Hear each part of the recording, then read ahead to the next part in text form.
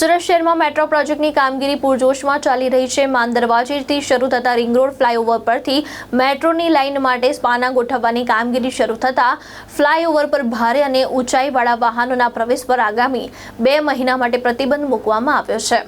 મેટ્રોના સ્પાનને કારણે ફ્લાયઓવરના એક ભાગમાં ઊંચાઈ ઓછી થઈ ગઈ હોવાથી ભારે વાહનો પસાર થઈ શકે તેમ નથી। તાજેતરમાં એક ઊંચું વાહન સ્પાન સાથે અથડાતા અકસ્માત થયો હતો। ત્યારબાદ પોલીસ અને તંત્ર વધુ સતર્ક બન્યું છે। હવે ફ્લાયઓવરના પ્રવેશદ્વાર પર ઓછી ઊંચાઈની ગટર તેમજ બેરિકેડ ગોઠવવામાં આવે છે, જેથી કોઈપણ ભારે વાહન ફ્લાયઓવર પર પ્રવેશી ન શકે।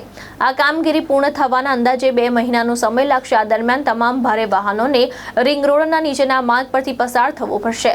ટેક્સટાઇલ માર્કેટ વિસ્તાર પહેલેથી ટ્રાફિકથી ધમધમતો હોવાથી હવે પિકઅપ અવર્સમાં ટ્રાફિક જામની સમસ્યા વધુ ગંભીર બનવાની શક્યતા છે। ટ્રાફિક વ્યવસ્થા જળવાઈ રહે તે માટે પોલીસ દ્વારા જરૂરી બંદોબસ્ત ગોઠવવામાં આવ્યો છે અને વાહન ચાલકોને વૈકલ્પિક માર્ગોનો ઉપયોગ કરવાની અપીલ કરવામાં આવી છે।